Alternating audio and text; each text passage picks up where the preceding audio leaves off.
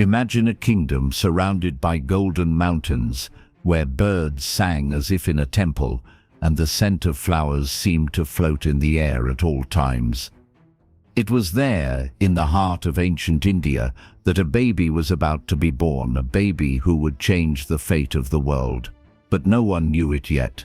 Before we continue, if you've ever felt like life is full of unanswered questions, like why do we suffer, or what's the point of it all, then this story is for you. Subscribe to the channel, like it, and comment below on what you hope to learn from Buddha's journey. This will help me bring you more stories like this. The story begins with Queen Maya, wife of King Suddhodana, ruler of the kingdom of Kapilavastu, a noble and prosperous region. One peaceful night, the queen had a very unusual dream. She saw a white elephant with 6 tusks entering her womb, a sacred sign according to the sages of the time. Concerned, she summoned the Brahmins, her spiritual advisors, who were silent for a moment, and then said, "Your Majesty, this child will be an extraordinary being. He may become a great king, or a spiritual master who will guide the world." Days later, during a trip to her parents' home, Maya gave birth in a sacred garden called Lumbini. There, under the shade of the trees, Siddhartha Gautama was born. They say he didn't cry like other babies. He opened his eyes, looked around, and took 7 steps, and with each step a lotus flower sprouted from the ground. Sure, this may sound like a legend, but legend or not, Siddhartha's birth was treated as a divine event. His father, King Suddhodana, was overcome with pride. After all, his heir had arrived. The best astrologers were summoned to the palace. They said, "Your Majesty, your son can be the greatest king on earth, or he can abandon everything and become a sage." This frightened the king. He wanted a strong heir, a warrior, a conqueror. So he decided he would protect Siddhartha from anything that might divert him from the throne. And so begins the upbringing of Siddhartha, not as an ordinary boy, but as a prince who would live surrounded by luxury, beauty, and comfort, completely removed from the real world. But would this be enough to avoid his fate? Siddhartha grew up in a veritable paradise. The king had 3 palaces built, one for each season, winter, summer, and monsoon, so that his son would never feel discomfort. The halls were lined with precious stones. There were gardens filled with rare flowers, crystal clear lakes, and musicians who played soothing melodies day and night. Servants were always ready to serve him, and no one, absolutely no one, was allowed to mention pain, illness, or aging around the young prince. King Suddhodana had a very clear plan: to keep Siddhartha isolated from suffering. He believed that if his son never knew the existence of pain, old age, or death, he would choose the path of power, becoming the strongest ruler in India. And for many years, it seemed like the plan was working. Siddhartha was handsome, intelligent, and curious. From an early age, he demonstrated an uncommon calm and wisdom.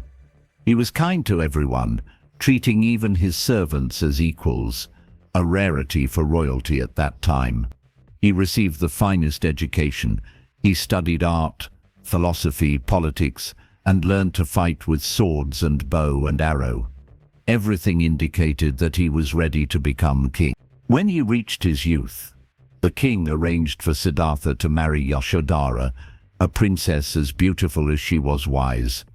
They married and soon had a son, Rahula.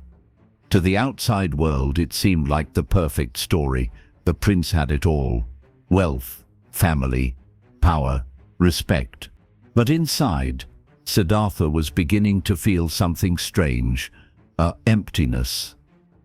Even surrounded by everything a human being could desire, he felt something was missing.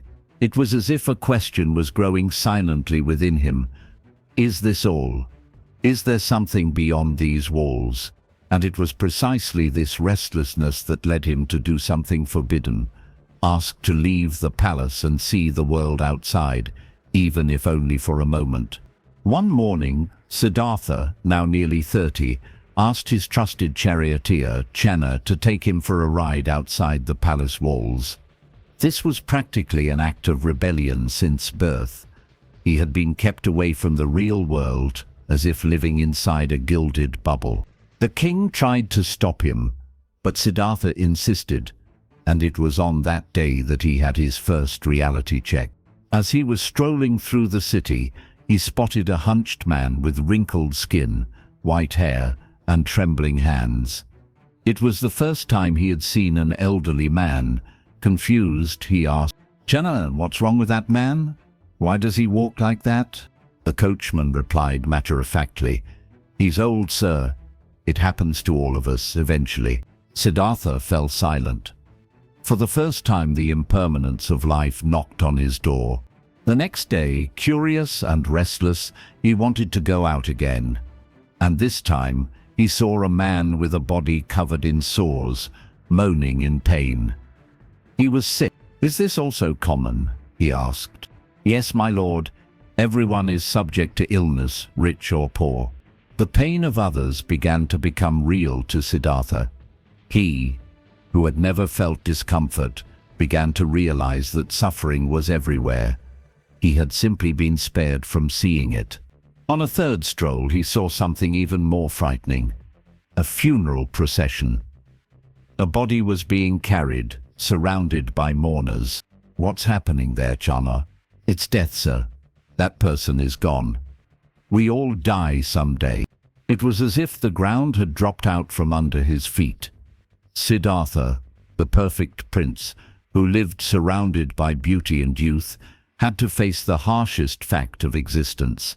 No one escapes aging, illness, or death. But then, on his fourth walk, he saw something completely different. A man in simple clothes, sitting silently, his expression peaceful, even surrounded by the chaos of the world. He was a monk, someone who had renounced the material world in search of inner peace. And that's when a flame ignited within Siddhartha. Is it possible to find peace in the midst of suffering? Is there a path that frees people from this pain? Those 4 encounters shook him deeply. Nothing would be the same again. The palace no longer enchanted him. The luxury seemed empty.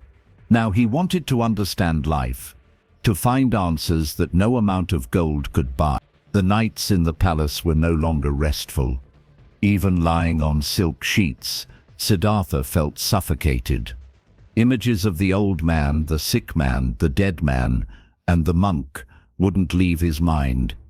It was as if he had suddenly awakened from a long dream, and now he saw the world through different eyes. He had it all: a loving wife, a newborn son, a throne waiting for him, and yet something inside him screamed.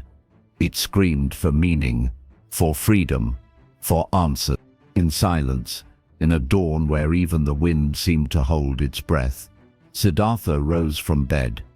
He took one last look at Yashodhara and Rahula sleeping, and with a heavy heart he did the unthinkable. He decided to leave, not out of selfishness, but for something greater. He knew that if he stayed, he would live a comfortable but empty life. If he left, perhaps he could discover how to end suffering, not just his own but everyone's. He called Channa, his faithful charioteer, and together they rode to the palace grounds. There, facing the dark forest, he dismounted and removed his jewelry. He cut his own hair with his sword, a symbolic act of renunciation.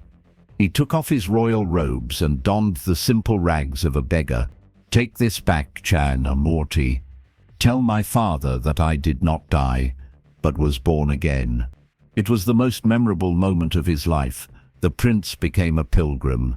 From that moment on, Siddhartha Gautama was no longer a royal heir. He was merely a seeker, a man searching for truth. He left behind not only a family, but an identity, a title, an entire life. He entered the forest without a map, without protection, without a clear destination, with only one certainty. He needed to find an answer to human suffering. But the road ahead would not be easy. The forest was cold, damp and silent, but Siddhartha, now crownless, without luxury, and without a name, walked barefoot and with a firm heart. There were no more guards, no servants, no banquets, only ancient trees, the sound of birds and the unknown. His first stop was among the ascetics, men who believed that suffering was the path to enlightenment. They deprived themselves of everything. They fasted until their skin touched their bones, lived outdoors, slept on the hard ground, and meditated for hours without moving. Siddhartha, ever dedicated, immersed himself in this lifestyle. For 6 years, he practically stopped eating, speaking, or moving. His body turned to skin and bones. He became so weak that he would faint trying to stand. But even with all this pain, he didn't find the truth. One day, on the brink of death, he overheard something simple yet powerful.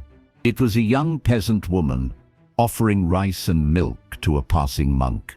He, weak and sitting under a tree, was the chosen one. In accepting that bowl of rice, Siddhartha realized something profound. Extreme suffering was not the path, nor was luxury. Neither led to true peace. It was there that he had his first great realization: neither pleasure nor pain. Truth lies in balance. This moment marked the birth of what he would call the middle way, a lifestyle based on balance, moderation, and wisdom. Neither total surrender to desires, nor complete denial of the body, but a path in which the mind could flourish freely. His former ascetic companions rejected him. They thought he had given up. But Siddhartha knew he was closer to the truth than ever. He now walked towards the decisive moment of his journey. After nearly dying of hunger and exhaustion, Siddhartha walked alone, slowly, to a quiet spot on the banks of the Narama River. There, near the village of Bodh Gaya, there was a leafy fig tree with branches that spread out like welcoming arms. It was an ordinary tree, but for him it would become sacred. He sat cross-legged, silent, his mind steady and his heart at peace. And he swore a powerful oath that has endured through the centuries. "Until I reach the truth, I will not rise from this place." It was there that he decided to follow what he would call the middle way, a path of balance. He had already experienced both extremes, the luxury of the palace and the misery of extreme fasting. Neither liberated him. Now he would choose the wisdom of moderation. But don't think that just by sitting there, everything suddenly became enlightened. The human mind is a battlefield. During meditation, Siddhartha faced his greatest enemies: fear, desire, and doubt. It is said that Mara himself, the personification of illusion and temptation, appeared to try to divert Siddhartha from his purpose. Mara offered riches, women, and power. Then he tried to frighten him with demons and thunder. But Siddhartha remained unmoved. He was no longer the prince who trembled in the face of suffering. Now he was a rock, a silent flame. Finally, Mara attempted the final blow. "Who do you think you are to deserve enlightenment?" Siddhartha then touched the earth with his fingertips and responded with a simple but immense gesture: "The earth is my witness." And in that instant, the darkness ceased. The clouds dissipated. Siddhartha's mind opened like a lotus flower. He saw clearly the workings of life, death, suffering, and existence. He understood the laws that govern the universe and the human heart. There, under the Bodhi tree, Siddhartha Gautama became the Buddha, the enlightened one. But he still had a big decision to make. What to do now? Keep this knowledge to himself, or try to teach it to others, even though he knew few would understand? For 7 days the Buddha remained silent at the foot of the Bodhi tree, contemplating the vastness of the truth he had grasped. He had overcome the traps of the mind, seen the origin of suffering, and how to free himself from it. But now a gigantic question formed in his enlightened mind. How can we teach this to a world so distracted, so caught up in illusions? The truth he had grasped was profound, subtle, difficult even to put into words. For a moment he considered keeping it to himself, living in peace, in silence, without the burden of trying to explain the inexplicable. But then, as the ancient texts say, the god Brahma appeared, knelt before him and said, "Please, O Buddha, teach." There are those whose eyes are covered with a little dust. They will understand. Touched by this divine plea, Buddha decided he would not remain silent. Sharing wisdom was now his new duty. But where to begin? He remembered the 5 former ascetic companions who had abandoned him when he accepted the bowl of rice. They were in Sarnath, near Varanasi, and it was there that the Buddha walked, his steps calm, but his heart full of compassion. When the 5 saw him approaching, they mocked him at first. They thought, "Here comes the deserter." But as soon as he approached, they noticed something different. His serenity was absolute. His gaze was as deep as the ocean, and without a word, they stood up in respect. It was there, in Sarnath, that Buddha delivered his first teaching, the Benares Sermon. There he revealed the 4 noble truths. Life contains suffering. Suffering has a cause, desire and attachment. Suffering can end. There is a path that leads to the end of suffering, the Eightfold Path. It wasn't a religion. It wasn't a dogma. It was a map of the human mind, a path of practice, transformation and liberation. It was a living thing. The 5 ascetics listened and understood. They became his first disciples. And thus was born the Sangha, the community of Buddha's followers, men and later women who would choose the path of truth. But this story is far from over. The Buddha's fame began to spread like the scent of a rare flower, subtle yet impossible to ignore. He didn't shout, he didn't demand, he didn't promise miracles. He simply walked, barefoot and alert, from village to village, teaching with simple words and a serene heart. Wherever he went, he left a trail of transformation. People felt seen, understood, and liberated. The world around them was still the same, but within them, something was changing. And it wasn't long before the powerful also began to hear his name. One of the first to approach was King Bimbisara, ruler of the kingdom of Magadha, a wise but restless man who had heard of an ascetic with deep eyes and a calm voice. Bimbisara invited Buddha to his court, and there, amid gold, soldiers and pomp, a barefoot monk sat before a throne and taught that true kingdom was mastery over one's own mind. The king was so impressed that he became one of the first patrons of Buddhism. He offered lands such as Bamboo Park, a peaceful park near Rajya, so that Buddha and his disciples could live, meditate and teach. He understood that this man was not an enemy of royalty, but an ally of wisdom and peace. Other kings followed suit. Buddha was invited to palaces, but he never changed his simplicity.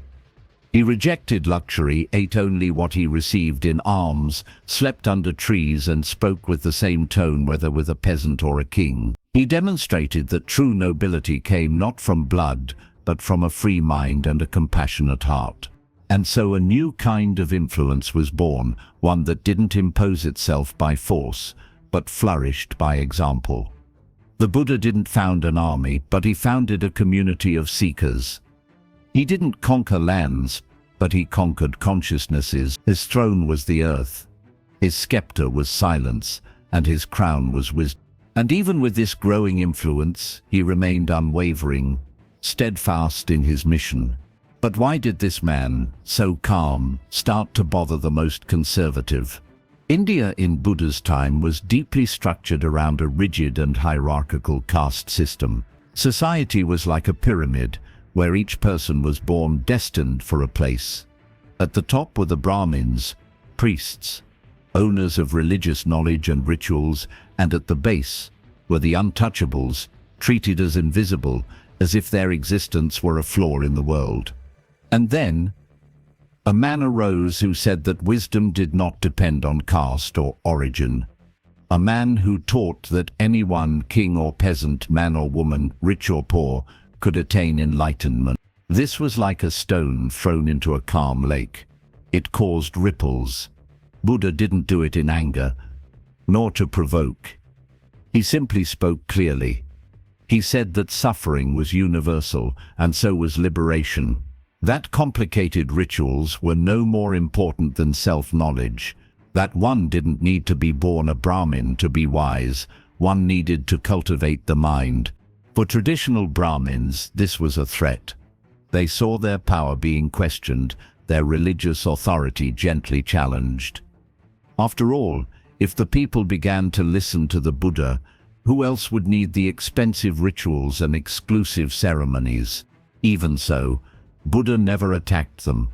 On the contrary, he conversed with everyone, including Brahmins. Many of them, upon hearing his teachings, converted, recognizing in him a living wisdom that needed no dogma. Others, however, saw him as an agitator, a silent rebel who was changing the foundations of society without raising a single sword. Buddha's strength was this: he didn't fight, he invited reflection. He didn't command, he didn't demand.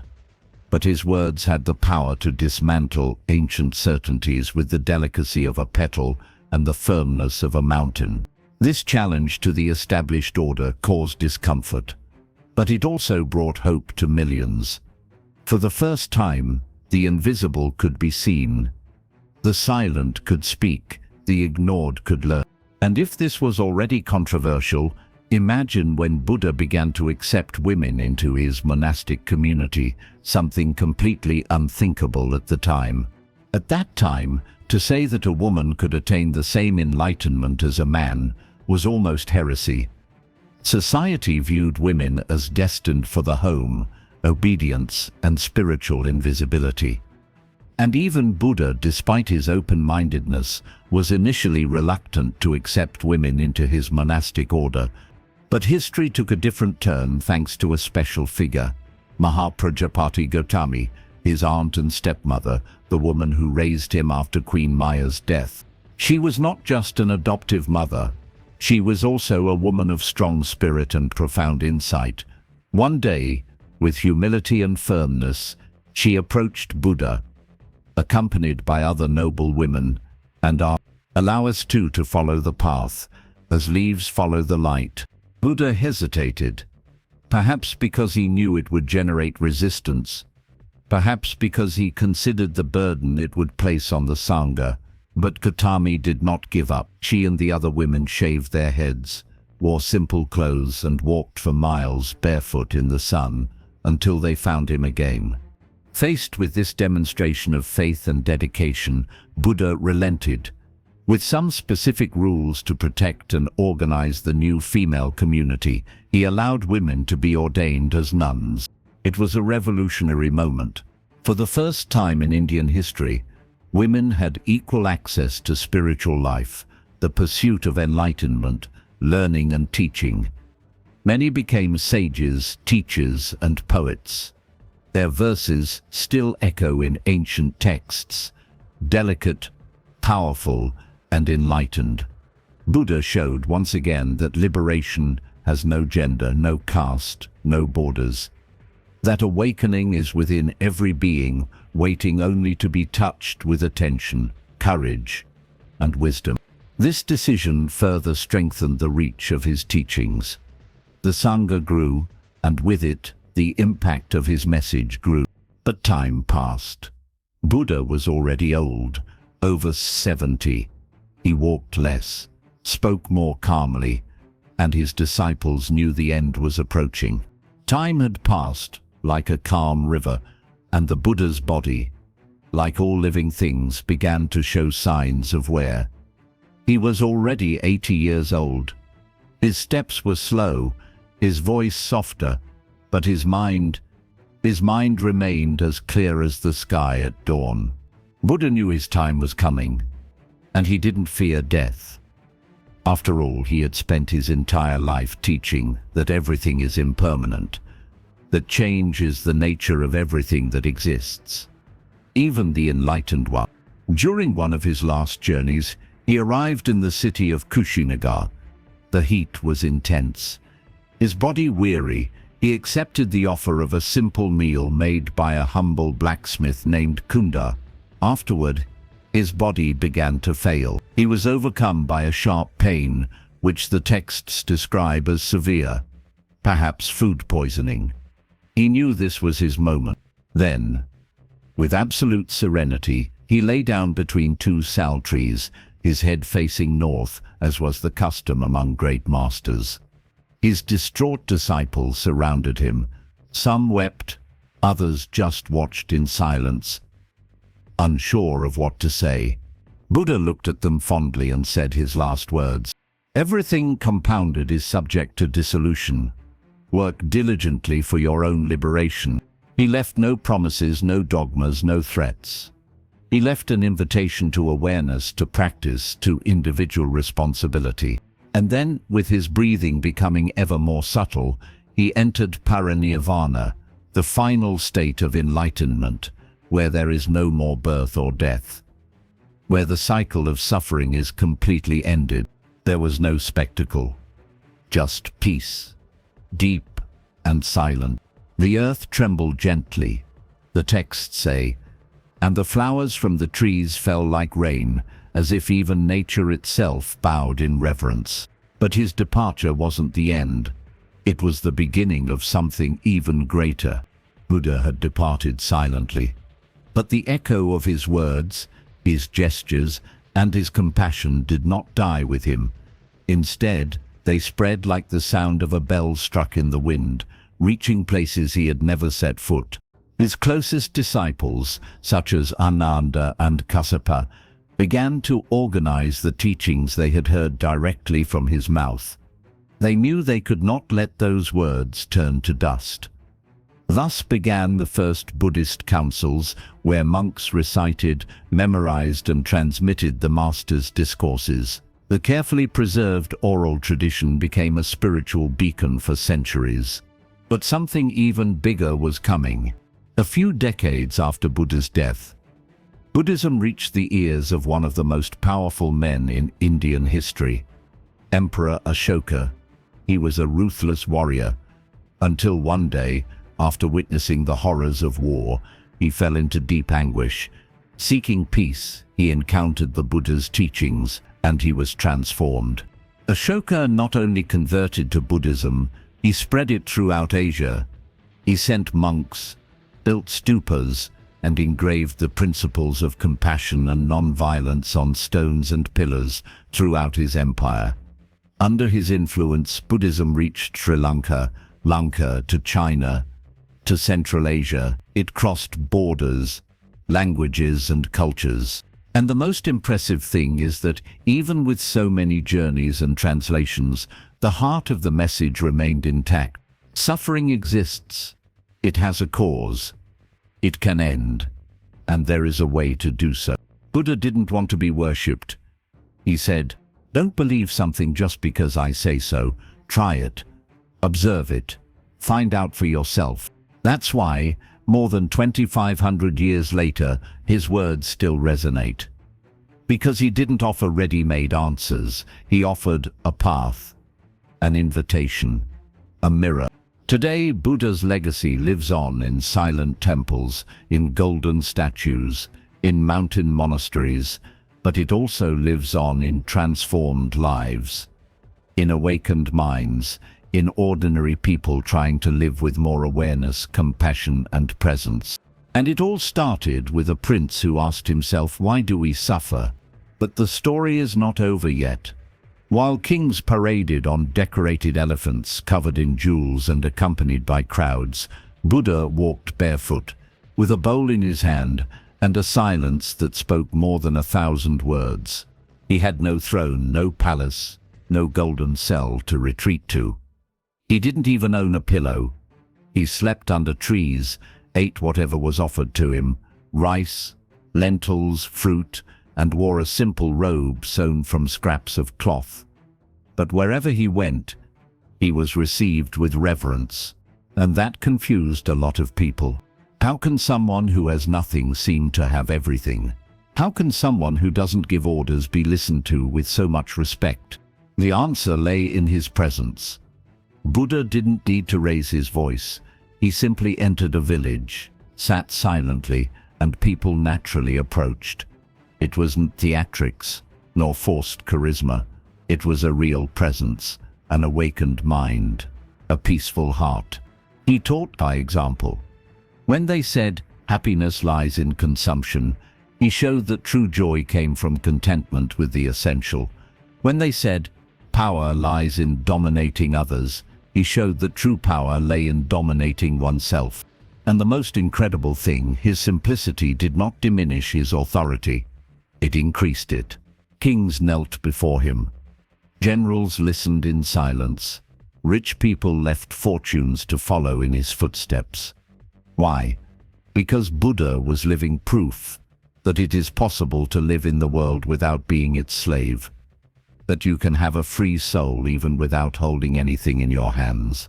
And he didn't preach that everyone should become a monk. On the contrary, he taught that anyone living at home or in a monastery could cultivate peace, mindfulness, and wisdom. That the inner world was the true temple. This powerful simplicity has become a hallmark of Buddhism, a philosophy that values silence, listening, and practice, not ostentation or empty talk. But not everyone accepted this easily. As the Buddha's teachings spread, the ancient fabric of society began to shake. His voice was calm, but his ideas were like a wind that pierced walls. And this, of course, didn't please everyone. The Brahmins, the dominant priestly caste, in particular, began to view him with suspicion. They were the keepers of rituals, scriptures, and divine secrets, or so they thought. For centuries it was believed that only they had access to what was sacred. Spirituality was controlled by them, until a man arrived who claimed that everyone could achieve liberation. Buddha did not attack them directly, but he said calmly, "It is not birth that defines one's greatness, but one's actions." With this, he broke the central concept of caste. He spoke to the untouchables. He ate whatever he was given, without asking its origin. He accepted disciples from any social group. He preached equality where there was separation. He was like a light entering a temple that had been closed for millennia. The Brahmins began to accuse him. They said he was dangerous, that he confused the people, that he despised the gods. In some villages, his disciples were frowned upon. Some were even expelled, attacked, rejected. But Buddha remained calm. He never reacted with hatred. Hatred is not conquered with more hatred. It is conquered with compassion. The opposition grew, but along with it, the strength of the movement grew. With each criticism, more people came forward. Because deep down, his words spoke of freedom, and freedom is something that neither kings, nor castes, nor traditions can hold back forever. Buddha didn't want to destroy ancient beliefs. He wanted to awaken people to what they already carried within themselves. He said that truth is not out there, on a distant altar, but here, in this very moment, in mindfulness, in breathing, in compassion for others. And so, even under opposition, the Dharma, his teaching, continued to flourish. But now, we are very close to the end of this journey. More than 2 millennia have passed since that young prince sat beneath a tree searching for answers. He didn't found empires, he didn't win battles with weapons, he didn't write books. But he changed the world, with silence, clarity, and compassion. Today, in every corner of the planet, echoes of his presence echo. In a temple in Japan, a monk rings the bell at dawn. In a forest in Thailand, a group meditates in silence. In a Western classroom, students study his words, and in every conscious breath, in every act of kindness, the Buddha lives anew. His teachings crossed continents, languages and cultures. They inspired kings and artists, monks and scientists, skeptics and devotees, because what he offered was not a religion with magical promises, it was a path inward. He didn't ask them to worship him. He said, "Be a light unto yourself." Buddhism, as a school of thought and spiritual practice, has taken many forms over the centuries: Theravada, Mahayana, Zen, Tibetan. But in all of them, the essence remains the same: that suffering exists, that it has an origin, that it is possible to overcome it, and that there is a practical path to do so. And this path begins with something so simple, yet so powerful: being present in the now, in the silence between one thought and another, in the sincere look you offer someone, in the choice to live with less anger, more compassion. The Buddha never promised it would be easy, but he did promise it would be worth it. And so that prince who one day became a beggar to seek the truth is today remembered as one of the greatest teachers in the history of humanity. And if you've made it this far, perhaps this journey has also planted something within you, a question, a curiosity, or perhaps a desire to look within more calmly. If this story touched you, if something here resonated with you, if it brought you peace or reflection, like and comment below what struck you most, and subscribe to the channel so you don't miss the next stories of kings, queens, and souls who changed the world. Because, as Buddha himself said, thousands of candles can be lit from a single candle, and the life of that candle will not be shortened. Happiness never diminishes when shared. May this story ignite yours.